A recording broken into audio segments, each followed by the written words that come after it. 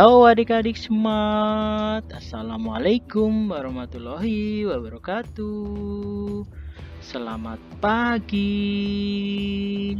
Bertemu lagi bersama Kak Damar. Semoga kita selalu dalam keadaan sehat ya. Kita akan belajar bareng-bareng di kelas 4, tema 2 tentang sumber energi, subtema 2, manfaat energi, pembelajaran ke-1 dan ke-2. Sebelum masuk ke materinya ya adik-adik smart, coba yang belum subscribe jangan lupa ya di subscribe dulu, kemudian jangan lupa like, komen biar channel kakak semakin berkembang. Subscribe itu gratis ya adik-adik, jadi jangan lupa ya subscribe-nya. Oke, kita langsung ke materinya ya adik-adik. Semangat ya adik-adik smart, harus semangat. Kita langsung ke materinya ya adik-adik. Dalam subtema kedua ini di pembelajaran 1 dan 2 kita akan fokus di materi tentang yang pertama sumber dan perubahan bentuk energi, yang kedua tentang mengenal energi panas dan perubahannya, yang ketiga perilaku sikap aman dan berhemat dalam penggunaan energi, yang keempat sumber-sumber energi alternatif dan manfaatnya, yang kelima memahami notasi musik. Seperti itu adik-adik materi pembelajaran kita hari ini. Ayo kita langsung ke materinya adik-adik. Yang pertama kita akan belajar tentang sumber energi. Ya, sebelumnya kita sudah belajar tentang macam-macam energi. Di subtema pertama sudah membahas tentang macam-macam energi. Yang selanjutnya di subtema kedua, nah sekarang kita akan menggali lebih jauh tentang sumber energi dan pemanfaatannya dalam kehidupan sehari-hari. Ayo kita mulai adik-adik. Kita di sini di subtema kedua membahas tentang pemanfaatannya. Kita dapat menemukan energi di sekitar kita. Energi sangat berguna untuk makhluk hidup saat melakukan kegiatan. Energi listrik adalah energi yang paling banyak digunakan di rumah. Oke, begitu adik-adik. Jadi energi listrik itu paling banyak digunakan di rumah dan oleh manusia. Ini ada ilustrasi ya, seorang anak sedang kepanasan kemudian menggunakan kipas angin untuk mendinginkan atau menghilangkan panasnya. Coba kita baca bareng-bareng ya. Saat cuaca panas, kita bisa menyalakan kipas angin untuk menghilangkan gerah. Kipas angin dapat bergerak karena adanya energi listrik. Jadi kipas ini dapat berputar karena adanya energi listrik diubah menjadi energi gerak. Seperti itu adik-adik. Energi listrik dapat diubah menjadi energi gerak.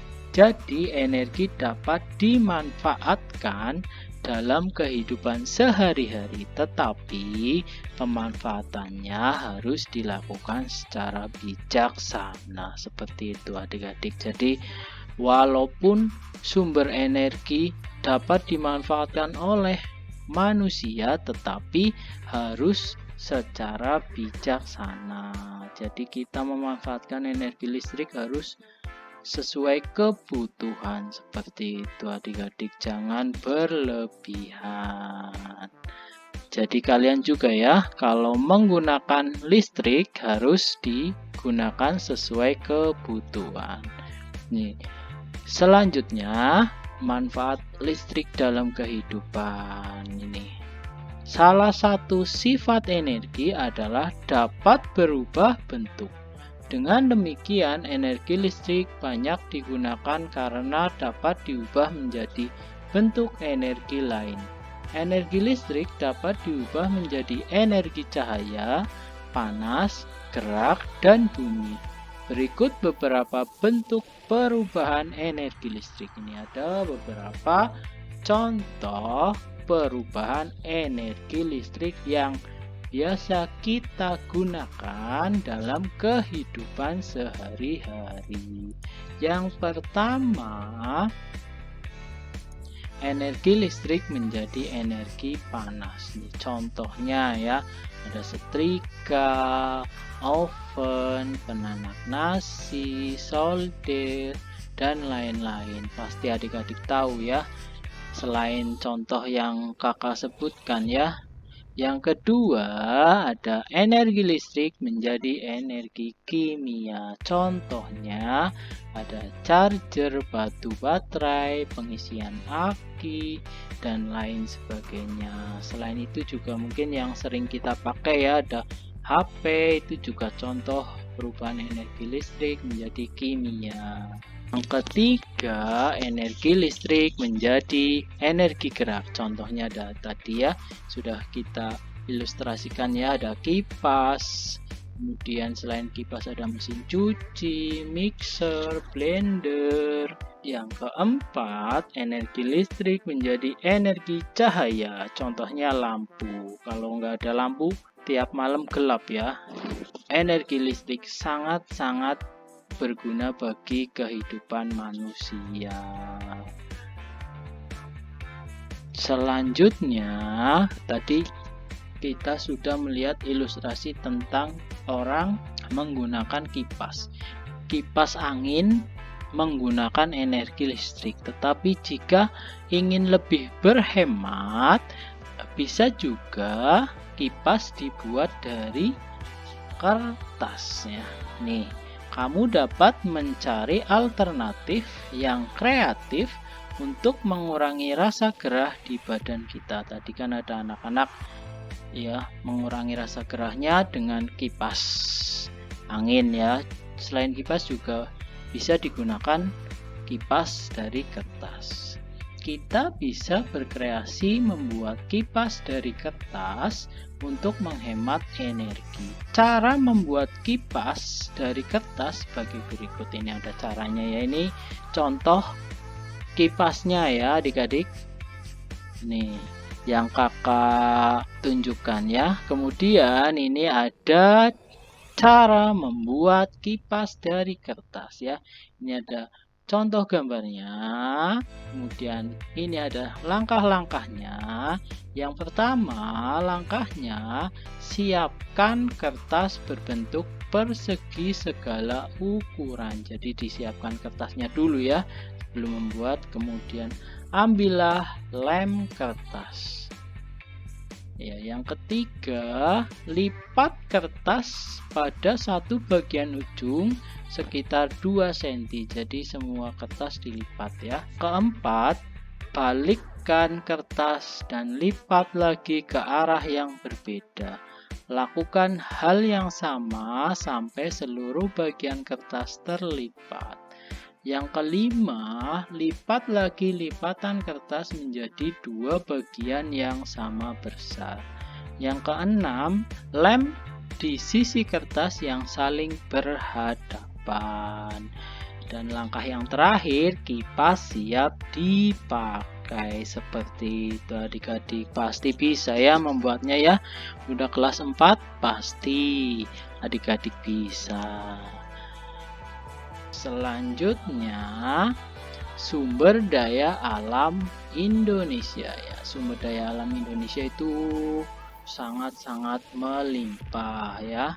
Kertas merupakan media yang banyak digunakan dalam kehidupan sehari-hari. Tadi kan ada kertas bisa digunakan untuk membuat kipas.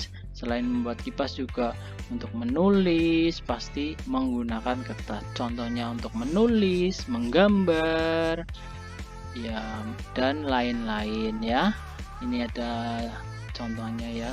Jadi penggunaan kertas dimanfaatkan secara bijaksana karena kertas berkaitan dengan sumber daya alam.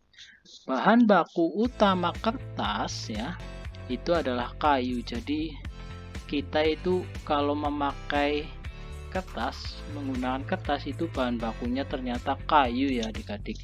Jika penggunaan kertas dilakukan secara boros, kayu di hutan akan cepat habis akibat penebangan.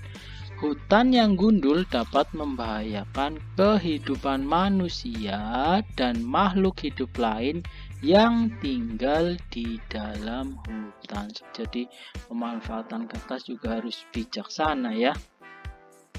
Nih, ada ilustrasinya ya. Ketika kita menghemat kertas, kita ikut menghemat penggunaan energi. Kita juga menghemat pohon-pohon di hutan. Kita ikut menjaga bumi kita supaya orang bisa hidup nyaman di bumi. Menggunakan kertas yang sisinya masih kosong, teliti saat menulis, menggunakan hanya benar-benar ketika dibutuhkan adalah hal sederhana yang bisa kita lakukan untuk menghematnya. Bagaimana dengan adik-adik? Apakah sudah menghemat kertas? Oke, bisa lah ya kita menggunakan kertas sehemat mungkin.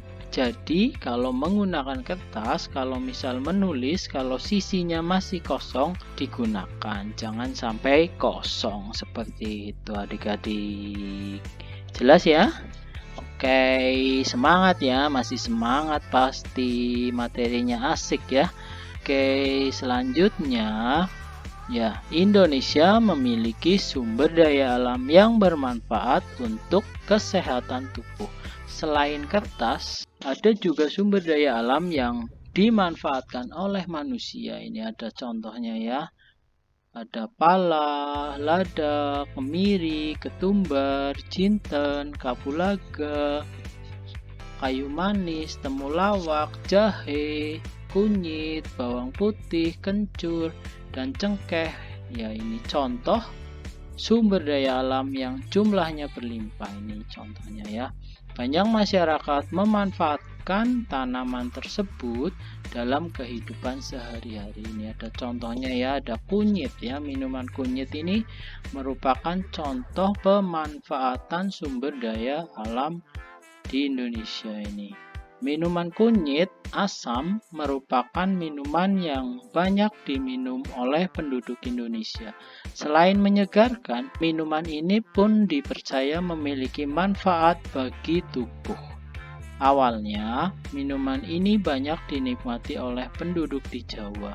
Namun saat ini minuman kunyit asam dapat dinikmati oleh banyak penduduk Indonesia, hampir di seluruh Indonesia. Jadi minuman ini sekarang dimanfaatkan oleh semua warga Indonesia. Dulunya hanya orang Jawa, tetapi sekarang sudah menyeluruh. Sangat berguna untuk menyegarkan tubuh. Seperti itu adik-adik. Jelas ya? Oke, ini selanjutnya. Ini ada ilustrasinya ya. Ketika kita menghemat kertas, kita akan menghemat penggunaan energi. Kita juga menghemat pohon-pohon di hutan. Kita ikut menjaga bumi kita supaya setiap orang bisa hidup nyaman di bumi. Ya, selanjutnya dalam penggunaan kertas di sini ya adik-adik, kita juga ada hak dan kewajiban kita dalam penggunaan sumber daya alam, contohnya kertas ya. Ini ada hak dan kewajibannya. Apa itu hak? Apa itu kewajiban? Hak adalah sesuatu yang kita peroleh, itu namanya hak. Kemudian apa itu kewajiban? Kewajiban adalah sesuatu yang harus dipatuhi dan dilaksanakan. Ini ada contohnya ya, contoh hak dalam menggunakan kertas ya. Ini contohnya memperoleh dan menggunakan kertas, itu hak kita. Selain itu juga dapat menggunakan kertas sesuai kegunaannya, itu contoh hak dalam sumber daya alam penggunaan kertas. Selanjutnya ada contoh kewajiban dalam penggunaan kertas ya. Seperti itu. Ini contohnya kita menghemat. Jadi kita harus menghemat penggunaan kertas. Yang kedua, gunakan kertas sesuai kebutuhan. Yang ketiga, tidak membuang limbah kertas sembarangan. Jadi jangan membuang limbah sembarangan. Ya, selanjutnya selain belajar tentang sumber daya alam, kita juga di sini akan belajar tentang notasi musik. Apa itu notasi musik? Notasi musik merupakan suatu metode dokumentasi tertulis sebuah lagu. Musik memiliki berbagai aturan yang membedakan dari bunyi-bunyi yang lain. Apa itu notasi? Notasi adalah sistem penulisan karya musik dalam bentuk not, biasanya terdiri dari notasi angka dan notasi balok. Apa itu nada? Nada adalah bunyi yang teratur. Selain itu juga ada desah atau derak. Apa itu desah? Bunyi yang tidak teratur. Selanjutnya, notasi itu ada dua macam ya. Yang pertama, notasi angka atau solmisasi. Notasi yang dilambangkan dengan angka yaitu 1 sampai 7 ya. Pasti sudah tahu ya adik-adik. Kemudian notasi balok. Notasi balok adalah nada-nada pada garis para nada, seperti itu adik-adik. Oke, materinya sudah selesai adik-adik. Masih semangat ya? Jangan lupa ya yang belum subscribe, di subscribe dulu. Oke, kita lanjutkan. Ya, di sini ada kuis ya. Coba kita jodohkan. Ya, nomor 1 ya. Kipas angin merupakan contoh perubahan energi. Coba pasti adik-adik tahu ya. Ya, betul sekali. Energi listrik menjadi energi gerak. Yang kedua, bahan baku kertas adalah Oke, betul sekali. Kertas ya, sudah dibahas tadi ya. Kertas. Yang ketiga, apa yang dimaksud dengan kewajiban? Ya. Oke, kewajiban adalah sesuatu yang harus dipatuhi dan dilaksanakan. Oke, sudah selesai materinya. Terima kasih adik-adik smart. Jangan lupa subscribe, like, and share.